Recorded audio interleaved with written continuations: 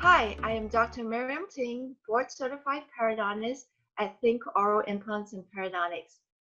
I'm here today with George Ross, Donald Trump's right-hand man for 47 years, celebrity apprentice judge, and best-selling author. Welcome. Thank you. It's good to be here. Okay, I have a few questions for you. Go ahead. What is your oral care routine? Why do you think it's important? The oral care is fine. I brush my teeth twice a day. I use mouthwash, and I see the dentist periodically to get checkups. And when I have an ache, I go to a dentist.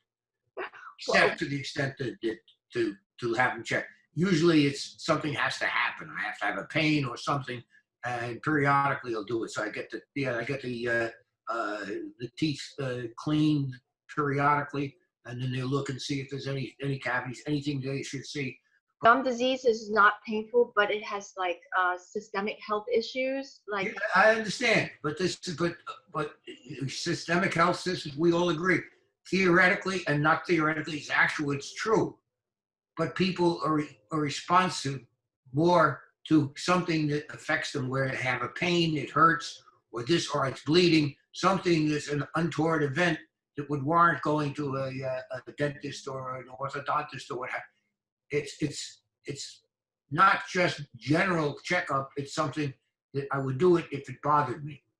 I see. So do you have any suggestions how you can encourage someone to improve their oral health? Yeah, they could do it at that point is get periodic checkups. Mm-hmm. Get periodic checkups and have a doctor or a physician that will tell you when you haven't done this, you haven't done it for three months or what have you, and periodically you ought to have your cleaning done and whatever else is required. So periodically to see if something comes up. So while they're doing this simple procedure, they can also see if there's something more serious.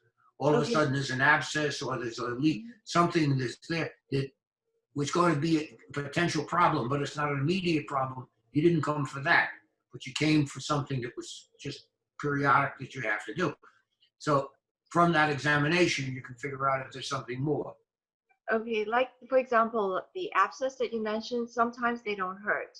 So Yeah. Is it something that should be taken care of, or yeah, taken care of? But that's an infection? It's not right.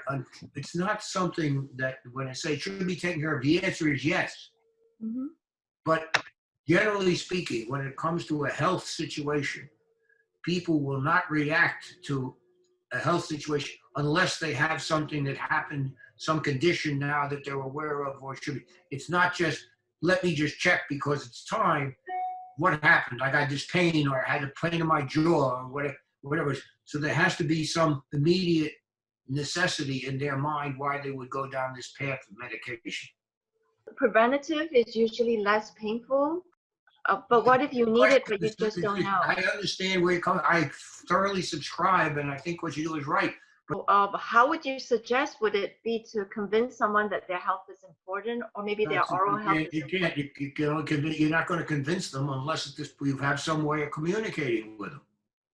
Now at this place, you say, fine, you're going to have periodic, you're going to have checkups, and I'm going to make it easy for you to have checkups. But so when they have a serious problem, you're going to use me. I see. What goes through your mind when you meet someone with bad teeth? I think they don't take care of themselves. Yes, I think at that point they're not concerned about their health, and I think that affects other things that they do. If they don't care about how they look with their teeth at that point, how do they deal in business? Mm-hmm. When it comes to it, it's certainly a reflection of how they treat things in their life. If you see someone with nice teeth, they take care of their oral health, you would think that they would be more responsible. Not this. I would think that may be a person that shows that they have their life in order, and I would be more inclined to deal with them. Yeah. So do you think that would be a motivation for someone to? Absolutely should be. But the answer is yes. But motivation goes down to it's not only the teeth, what kind of clothes you buy, how you treat yourself with this, what impression do you give to the people that are dealing with you? And certainly having a smile or having teeth is extremely important. So I would highly recommend that anybody that doesn't. What goes through your mind when you meet someone with bad breath? Like they look immaculate, but you know. That's the same thing. What goes in your mind? It's not somebody I want to do business with. I don't want to deal with them. If they have bad breath, I don't want to talk to them. So I don't want to be in that environment. Now, the Yeah. question is, does it get to a point where I would tell them that I'm not going to talk to you because you have bad breath? It's a social problem. Would you tell them, or would you be polite and I you say know, not like, be polite. I would tell them that this is the reason. I like to be with you. I like to talk to you, but unfortunately, you have bad breath, so it's not comfortable for me to be with you. If you could cure that, we would get along better. Now that's a hard sell. Most yeah, people would say I just ignore you, and that's fine. yeah, And that's it. yes. Rather than it depends on how important your discussion with that person is. Well, a fun fact is most people with bad breath don't realize they have bad breath Of because course. they're so used to it. Yeah. So it would take a kind soul to actually break the news to them nicely. Yeah, And but then, they probably wouldn't take it as a kind soul. They probably wouldn't take it at that point. They think that you're telling them something they don't want to hear. well, I think a lot of times the truth is hard to handle. Yeah, it Okay. is. It is, but that's the nature of the business you're in. Um, Stories to tell us, to share with us. With dental Any stories, dentist, yes, not any dentist stories like, not one of those dental stories. Not really at that point. As far as not really at this point. Yeah, I've had good relationships with a lot of dentists. Some of them I thought overcharged and did very little. Some of them undercharged and did a lot of good things. And if they solved a problem, in my mind, I was satisfied to pay what they asked. mhm, And I think that it's important.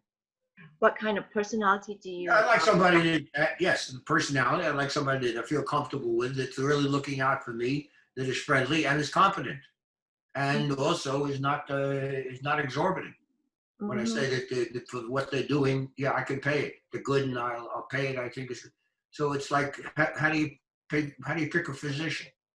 Yes, You how get do you that. How do pick you a pick a physician? physician at this point to a cardiologist? How do you do that? Same way with somebody. How do you pick somebody that's in the dental field?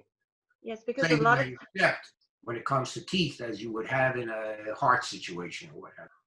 my impression would be that you would really take good care of your health. I mean, to be able to enjoy your life, you need to have good health. So And I agree.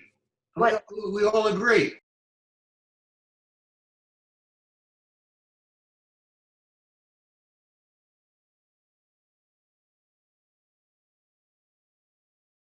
All right.